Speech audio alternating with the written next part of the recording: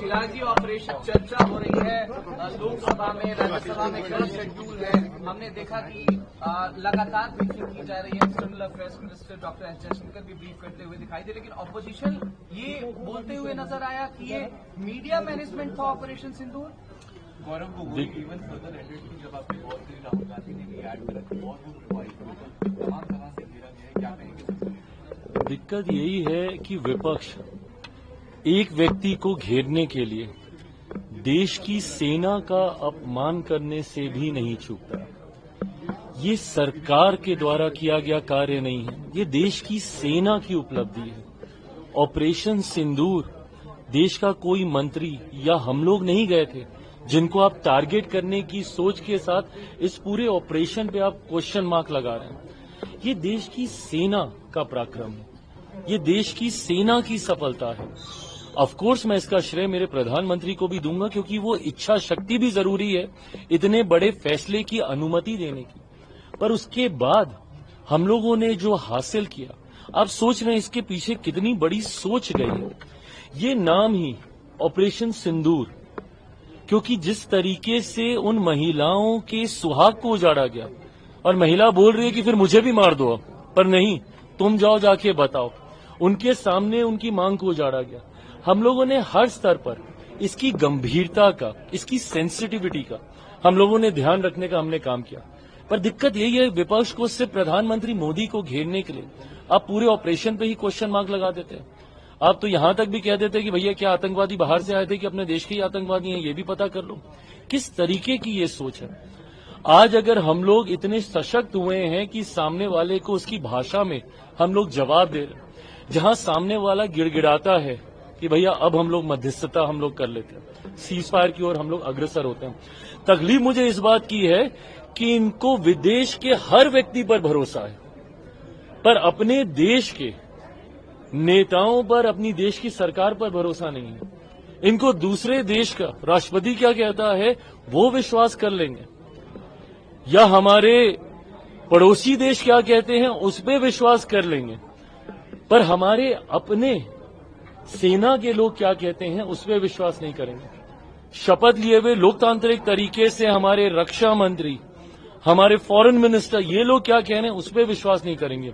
और इसीलिए ये लोग विरोधियों की आवाज को बल देते हैं। ये लोग उन लोगों के स्वर में स्वर मिलाने का काम करते हैं जो कहीं ना कहीं हमारी देश को तोड़ने का प्रयास करती है। इनको हमारे पड़ोसी मुल्क जो कह रहा है सेम लैंग्वेज ये लोग बोल लेंगे, बट हमारे देश की सेना क्या कह रही है उस पर विश्वास ये लोग नहीं करेंगे। तो ऐसे में हर चीज का राजनीतिकीकरण करना उचित नहीं है।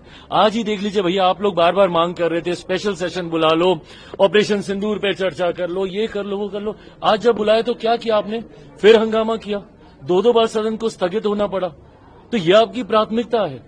आपकी प्राथमिकता दिखती है ना कि भैया आपको हर चीज पे राजनीति करनी है, और हर चीज का राजनीतिकरण करना उचित नहीं। आप सवाल कीजिए ना, पूछिए कि क्या हुआ था, कैसे हुआ था, क्या ऐसा सही है, क्या वैसा सही है, क्या ये बात सुनने को आ रही है, ये सही है, क्वेश्चन कीजिए। बट आपको क्वेश्चन ही नहीं करने, आपको तो अपने स्टेटमेंट्स देने हैं अपने पॉलिटिकल बेनिफिट के लिए।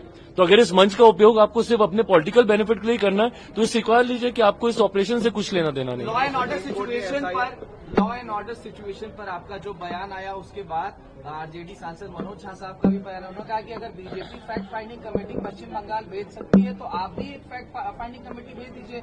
गया में हमने सिचुएशन देखा कि बिटिया के साथ जिस तरीके से एम्बुलेंस में भाई मैं बिहारी हूं, मुझे कोई कमेटी भेजने के लिए अपने राज्य में की हालातों को जानने के लिए कोई कमेटी भेजने की मुझे जरूरत नहीं है। मैं जान रहा हूं कि वहां पे सिचुएशन क्या है और कैसी है, और इसीलिए मैंने चिंता मैंने जाहिर की है। But at the same time ये जिम्मेदारी भी हम सबकी ही है। मैं जब इन बातों को रखता हूं तो मेरे शब्दों में बगावत इनको दिखाई देती है। वो बगावत नहीं है, वो चिंता है। आप बगावत देखना चाहते हैं क्योंकि आपकी मंशा तभी पूरी होगी। इनको बहुत अच्छा लगेगा विपक्ष को कि एनडीए स्प्लिट हो जाए, एनडीए के घटक दल अलग हो जाए, क्योंकि अपनी ताकत से तो ये जीत सकते नहीं। सामने वाले को कमजोर करके ही ये जीत सकते हैं। तो इनको मेरे स्वर में, और मेरा इतिहास भी रहा है, 2020 में मैंने अकेले चुनाव लड़ा था, तो इनको लगता है कि उस वक्त हो गया तो शायद इस बार भी हो जाएगा। 243 की बात लगातार कर रहे हैं, तो विपक्ष अब सुनना चाह रहा है कि चिराग जी क्या कहीं और जा रहे हैं या फिर 243 पर मैं विपक्ष को मैं बता दूं, कभी उनकी मंशा पूरी नहीं होने वाली। We are the part of a winning combination, और एक बहुत मजबूत गठबंधन का हम लोग हिस्सा हैं। और मुझे कितनी बार और दोहराना पड़ेगा मेरा समर्पण मेरे प्रधानमंत्री के लिए, मेरा प्यार मेरे प्रधानमंत्री के लिए।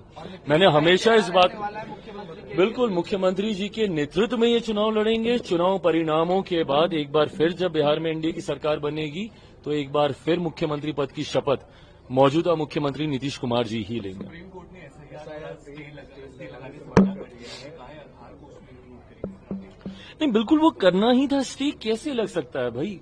कौन सा हम लोग क्या, ये चुनाव आयोग के द्वारा लिया गया ये फैसला है? कौन सी कोई गलत प्रक्रिया का इस्तेमाल किया जा रहा है? ये प्रक्रिया हमारे देश में इससे पहले भी 4 बार हो चुकी है, और पिछली 4 बार में और इस बार में कतई कोई फर्क नहीं है। इस बार में बस फर्क इतना है कि इसमें टेक्नोलॉजी को जोड़ा गया। पहले फिजिकली आपको जाके डॉक्यूमेंटेशन सबमिट करने होते थे, अब आप ऑनलाइन सबमिट कर सकते हैं। सिर्फ टेक्नोलॉजी इसमें जोड़ी गई है। पिछली 4 बार जैसे इस प्रक्रिया का पालन हुआ है उसी तरीके से पालन हुआ। सुप्रीम कोर्ट ने जरूर सुझाव दिए कि इस दौरान जो नए डॉक्यूमेंटेशन का प्रावधान सरकारों के द्वारा बनाया गया, जिसमें आधार भी है, उसको भी जोड़ा जाए। बट जब आप आधार का आप जिक्र करते हैं कि उसमें आपका जन्म कहां का है, ये वो क्लैरिटी नहीं आती है। तो इसीलिए, बट उसके बाद भी अगर किसी की चिंता है तो भैया 3-3 स्तर पे अपील करने का भी प्रावधान है। और मुझे तकलीफ इस बात की होती है कि इन एंटीसिपेशन आप मान लेते हैं। इतना इन्होंने शोर हल्ला कर दिया विपक्ष ने, एक सबूत दिया क्यों नहीं दिया? एक प्रूफ दिखाते कि ये गलत हुआ है या इसका नाम गलत तरीके से काटा गया है। इतने लाख नाम कट रहे हैं, उतने लाख नाम कट रहे हैं। कटेंगे भैया, जो नाम गलत हैं वो कटेंगे। But at the same time इस बात को भी सुनिश्चित किया जाएगा कि मेरे देश के किसी नागरिक के साथ कतई कोई अन्याय ना हो। But at the same time कोई घुसपैठिया हमारे देश के सबसे बड़े अधिकारों में से एक मताधिकार का गलत उपयोग ना कर पाए, इस बात को भी सुनिश्चित किया जाएगा। और किसके कहने पे ये प्रक्रिया आजमाई जा रही है? क्या ये बात सही नहीं है कि विपक्ष के ही लोग हर चुनाव के बाद जाते थे चुनाव आयोग का दरवाजा खटखटाने? लोकसभा के बाद गए, अभी तक ये लोग हम लोग को सुनाते हैं कि भैया बंबई वाला, महाराष्ट्र वाला चुनाव हम लोगों ने वोटर लिस्ट में धांधली करके हम लोग जीते हैं। महाराष्ट्र झारखंड एक साथ होता है। महाराष्ट्र हम जीत जाएं तो वोटर लिस्ट गलत, झारखंड आप जीत जाएं तो वोटर लिस्ट सही। एक ही समय पे एक ही स्तर के 2 मापदंड कैसे हो जाते हैं, मेरी समझ के परे।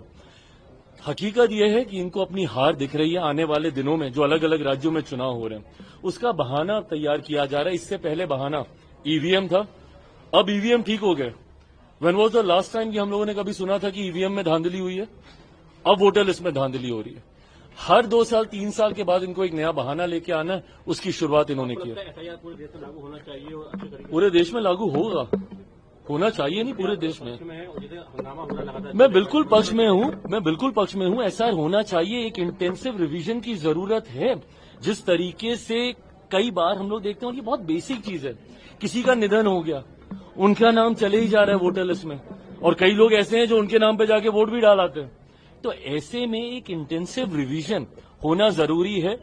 बिहार संजोग ऐसा है कि सबसे पहला चुनाव हमारे राज्य में ही है, बट आने वाले दिनों में असम में, बंगाल में, तमिलनाडु में, जहां जहां भी चुनाव हो रहे, इवेंचुअली ये पूरे देश में ये प्रक्रिया अपनाई जाएगी। पूरे देश में ये इंटेंसिव रिवीजन होगा और ये होना जरूरी है। Thank you.